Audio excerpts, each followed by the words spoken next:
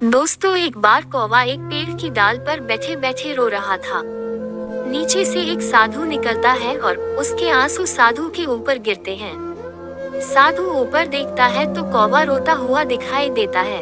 साधु पूछता है कि साधु, कौवे भाई क्यों रो रहे हो?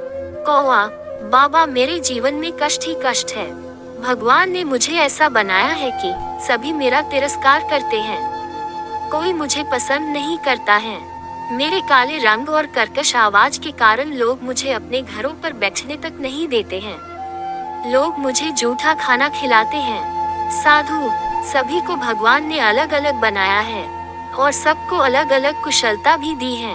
इसी प्रकार तुम्हें भी कुशलता दी है और बाकी पक्षियों की भी अपनी अपनी कहानियां हैं और परेशानियां हैं। कौवा, नहीं साधु महाराज, मुझसे अच्छे तो बाकी पक्षी हैं, जिन्हें लोग पालते हैं, खिलाते हैं और लोग ज्यादा पसंद करते हैं। मुझे कौन सा लोग पसंद करते हैं? मेरी जिंदगी तो खराब है। साधु, अच्छा ठीक है, बता तुझे कौन सा पक्षी बनना है? मैं अपनी शक्ति से तुझे वही पक्षी बना देता हूँ। कौवा, साधु महाराज, मुझे हंस बना दो। कितना बढ़िया रंग है, लोग कितना पसंद करते हैं। साधु, ठीक है, मैं तुझे हंस बना दूंगा, लेकिन मेरी एक शर्त है कि पहले तू हंस से जाकर मिला। कौवा हंस के पास जाता है और हंस से बोलता है कि कौवा, हंस भाई, तुम्हारा क्या रंग रूप है? पानी में भी चलते हो, क्या विशेषताएं हैं? लोग तुम्हें कितना पसंद करते हैं।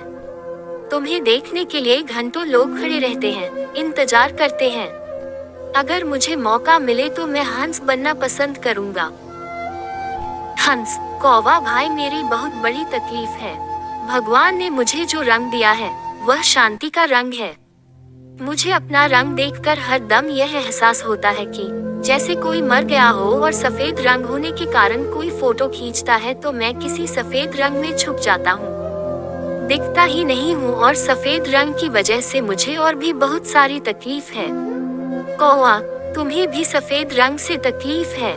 हंस, हाँ भाई, बड़ी तकलीफ है। फिर कौवा और हंस दोनों साधु बाबा के पास जाते हैं और साधु बाबा से बोलते हैं कि कौवा, हे बाबा महाराज, मुझे तुम पैरे बना दो।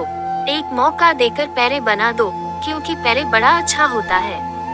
उसका हरा रंग होता है, लाली चोंच होती है, लोग पालते हैं, पसंद करते हैं, फोटो खींचते हैं, बहुत सारी विशेषताएं हैं। मुझे आप पैरे बना दो। लेकिन साधु महाराज बोलता है कि मैं पैरे बना दूंगा, लेकिन उससे पहले मेरी एक शर्त है कि पैरे से जाकर मिलाओ। दोनों हंस और कौवा तोते से मिलने चले जाते हैं। तोते को ढूंढा जाता है। एक पेड़ पर बहुत सारे पक्षी बैठे होते हैं, उसमें वह तोते को ढूंढते हैं। 4-5 चक्कर लगा देते हैं और फिर जाकर तोता दिखाई देता है। फिर तोते के पास जाकर बोलते हैं कि कौवा और हंस, तोता भाई, तुम्हारा क्या रंग रूप है? हरा रंग है, चोंच लाल है। मैं तुम जैसा बनना चाहता हूँ। अगर भगवान मुझे मौका दे तो मैं तुम्हारे जैसा ही बनना चाहता हूँ। तुम्हारे तो बढ़िया मजे होंगे। इस पर तोता बोलता है कि तोता, तुम लोग 4 चक्कर पेड़ के लगा लिए, जब मैं दिखाई दिया और मेरे रंग की तारीफ करते हो। भगवान ने मुझे ऐसा रंग दिया कि मैं पेड़ में छुप जाता हूँ। कोई मुझे देख ही नहीं पाता है। कोई फोटो खींचता है तो मैं और पेड़ में दिखता ही नहीं हूँ और तुम मेरे रंग की तारीफ कर रहे हो या मेरी बेइज्जती कर रहे हो। हंस और कौवा, क्या तुम्हें भी अपने रंग से तकलीफ है? और क्या क्या परेशानियां हैं? तोता, मुझे लोग पकड़ने के लिए हरदम घूमते रहते हैं, इसलिए मुझे बचकर रहना पड़ता है।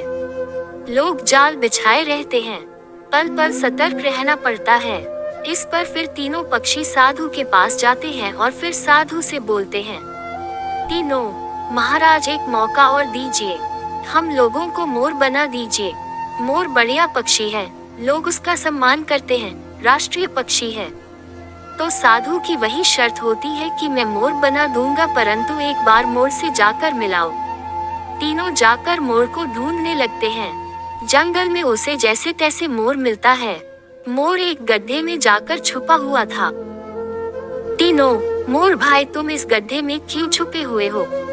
तो मोर बोलता है कि मोर, ध्यान से देखो, वो झाड़ियों के पीछे एक शिकारी खड़ा हुआ है और वह मुझे ही ढूंढ रहा है। मुझे अपने भारी वजन और भारी पंखों से बहुत परेशानी है और अभी 1 घंटे पहले उसी शिकारी ने मेरे साथी को मार दिया और उसके पंखों को नोच नोच कर रख लिया।